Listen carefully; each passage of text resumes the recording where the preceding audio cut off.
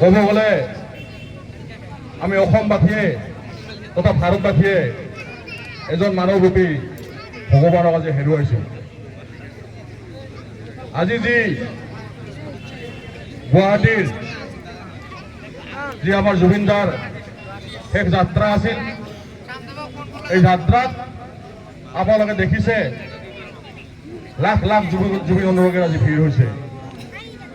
ইয়াক এইটোৱে বুজায় যে আমি অসমত থকা অসমীয়া জাতি জনগোষ্ঠী বৰ্ণ ধৰ্ম নিৰ্বিশেষে আমি সকলোৱে এক বুলি এই পৰিচয় জুবিন দাই আমাক দেখুৱাই থৈ গৈছে। শ্ৰদ্ধা ৰাইজ, আমি আমাৰ মাজত জুবিন দাক সদায় আমাৰ মনত ৰাখিব লাগিব। আমি ভাবিব নোৱাৰো যে এখেতৰ মৃত্যু হৈছে, আমি সকলোৱে ভাবিব নোৱাৰো। আমি শালকচাবাসীৰ লগতে সমগ্ৰ অসমবাসী তথা ভাৰতবাসীয়ে জুবিন দাক আমি আমাৰ মনৰ মাজত জীয়াই ৰাখিম। আজি আপোনালোকে দেখিব পাইছে, মই এইকাৰণে কৈছো যে মানৱৰূপী ভগৱান এখেতে আজি আকাশে বতাহে পানীয়ে চবতে আপোনালোকে দেখা পাইছে, এখেতৰ ছবি প্ৰতিচ্ছবি দেখা পাইছে। গতিকে এখেতক আমি ভগৱান নকৈ কি ক'ম? আমি শুনা পাইছো যে যুগে যুগে মানৱৰূপী ভগৱানৰ জন্ম হয়। আজি সেই তুলনাত আমি অসমবাসীয়ে তথা ভাৰতবাসীয়ে আমি এজন মানৱৰূপী ভগৱানক আজি হেৰুৱাবলৈ সক্ষম হলো।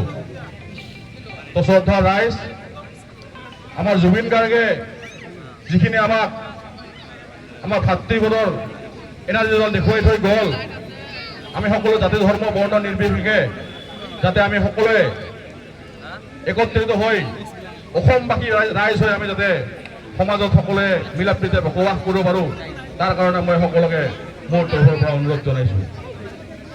আপোনালোকে গম পায় যে আমি এইবাৰ আমাৰ শালকচা ৰঙালী বিহুখন আমি সোণালী জয়ন্তী বয়সৰ আছিলে, আৰু এইবাৰ আমি সকলোৱে মিলি আলোচনা কৰিছিলোঁ যে আমি জুবিন গাৰ্গক এইখন মঞ্চ এইবাৰ আমন্ত্ৰণ জনাম। কিন্তু সেই আশা আজি আমাৰ আশা হৈয়ে ৰ'ল। শ্ৰদ্ধা ৰাইজ, যদিও জুবিন দা আমাৰ মাজত নাই, আমি জুবিন দাক আমি আমাৰ মনৰ মাজত সদায় এখেতৰ গানেৰে আমি এখেতক জীয়াই তুলিব লাগিব।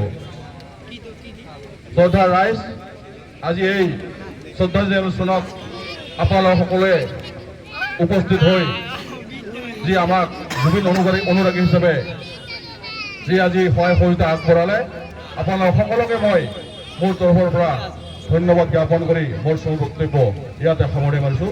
ধন্যবাদ।